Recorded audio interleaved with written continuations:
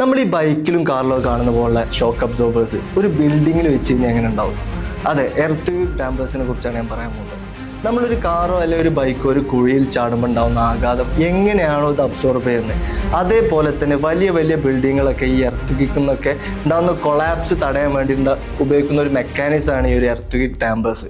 ഇതിന് പല വിധത്തിലുണ്ട്. Pendulum പോലെയൊക്കെയുള്ള dampers ഉണ്ട്. അതായത് വലിയ വെയിറ്റിനൊക്കെ ഹാങ് ചെയ്ത് നിർത്തിയിട്ട് ഈ ഒരു എർത്തുകിക്കിൻ്റെ സമയത്ത് ഇതിനെ കൗണ്ടറാക്ട് ചെയ്യുന്ന രീതിയിൽ ഇത് സ്വിങ് ചെയ്തിട്ട് ഈ ഒരു ഷോക്കിനെ അബ്സോർബ് ചെയ്യും. അതുപോലെ തന്നെ ഈ ഫൗണ്ടേഷൻ്റെ ഭാഗത്തൊക്കെ ഒരു ഫ്ലെക്സിബിൾ പാഡ് പോലെയുള്ള ഡാമ്പേഴ്സും ഉണ്ട്. ഇതിൻ്റെ മെക്കാനിസം എങ്ങനെയാണെന്ന് വെച്ച് കഴിഞ്ഞാൽ ഈ ഒരു എനർജി കൺവേർട്ടേഴ്സാണ്. അതായത് ഈ ഒരു സീസ്മിക് വേവ് മൂലം ഉണ്ടാകുന്ന ഒരു കൈനറ്റിക് എനർജിയെ ഇത് ഹീറ്റായിട്ട് കൺവേർട്ട് ചെയ്യും. അപ്പോൾ ഇതുപോലുള്ള വലിയ വലിയ ബിൽഡിങ്ങുകളൊക്കെ ശരിക്കും ഇതുപോലുള്ള ടെക്നോളജീസ് ഉപയോഗിച്ചിട്ടാണ് ഇത് കൊളാപ്സ് ആവാതെ ഇത്രയും വലിയ വിൻഡെന്നും അതുപോലെയുള്ള എർത്തിക്കുന്നൊക്കെ നിലനിർത്തുന്നത്. ശരിക്കും ഒരു ഫിനിഷ്ഡ് ബിൽഡിങ്ങിലൊക്കെ നമുക്ക് നെയ്ക്കഡ് ആയതുകൊണ്ട് വിസിബിൾ ആവുന്ന ഒരു കാര്യമല്ല. പക്ഷെ ഇതുപോലുള്ള ഹിഡൻ ടെക്നോളജീസ് ഒക്കെ ഉപയോഗിച്ചിട്ടാണ് ഇത്രയും വലിയ ബിൽഡിങ്സ് ഒക്കെ നിലനിർത്തുന്നത്.